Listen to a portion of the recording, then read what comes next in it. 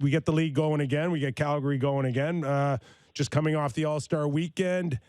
Got anything you liked, you didn't like? Constructive criticism in terms of maybe tweaking it, moving forward? Just get your thoughts. We got a couple storylines, coming out of the break in Calgary. They got Chris Tanev back, which is huge. They've won twice this year in 9 games without Chris Tanev in the lineup. Like, he's by far their most important player outside of their goaltending. And then the goaltender tonight will be Markstrom. That's a tweak that people have been debating in Calgary forever. Dan Vladar's on a 13-game point streak, ties a franchise record, and yet this coach continues to just see Markstrom as the number one starter. There's no 1A, 1B. It's just, Markstrom for 60-70% of the time.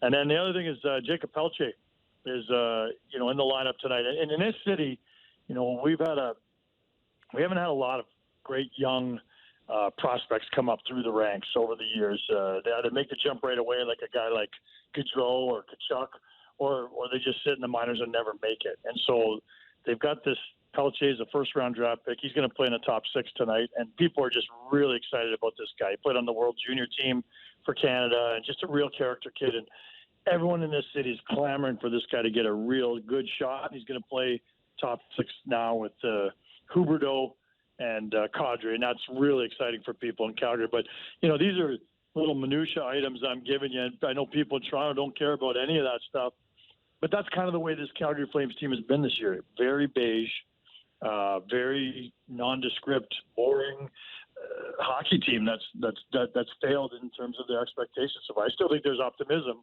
but so far it's been a lot of disappointment in Calgary. Yeah, you mentioned that there's still optimism, and I, like a lot of people, see this roster and think there's a lot more there. I mean, they're only a +5 goal differential. They're on the outside of playoffs looking in right now. What are you expecting for the final 32 games from this team?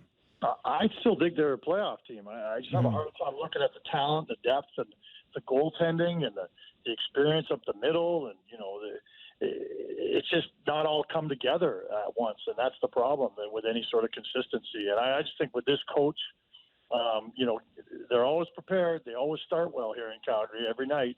I just think that they're just too good to not make the playoffs. I don't ask me if I think they can make any noise in the playoffs. That's a whole other question, and that's 30 games down the road anyway. But I think that they can turn this thing around. And I really think that the most important player moving forward is Huberdeau. If this guy can figure it out and be a difference maker again, then this team should make the playoffs no problem. If he continues to struggle and to find his way like he has the first 50 games, then maybe it will be a lot more trouble than I'm thinking.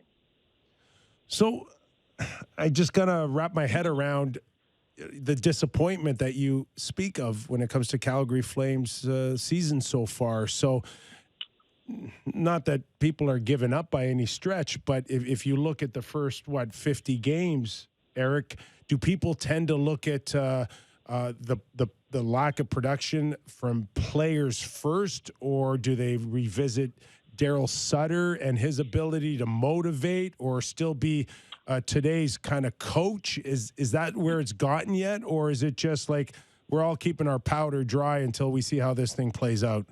Yeah, there's been a lot more criticism of Sutter than last year when he walked on water here and, of course, was coach of the year. And expectations were low, and he turned everything around on a dime. This year, the criticism for Sutter is not that he can't coach anymore. No, I haven't heard those whispers or he's the problem.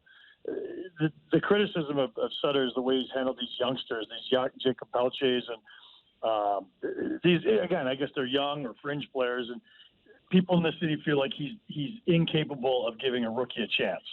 If you're Daryl Sutter, you basically look at it and you go, look, if you're proven and if you've won a ring, I'll give you respect. Until you've won a ring or you've been in the league for 10 or 12 years as a leader, he rarely cuts you any slack or gives you much opportunity. And that's the real criticism you're hearing from a lot of people in this city. Like, give these kids a chance. Expectations are what it's all about here in Calgary, guys. Like a year ago, like I said, they were playing with house money and they went and won the division. I mean, no wonder he won Coach of the Year. People just thought it was the greatest thing that ever happened.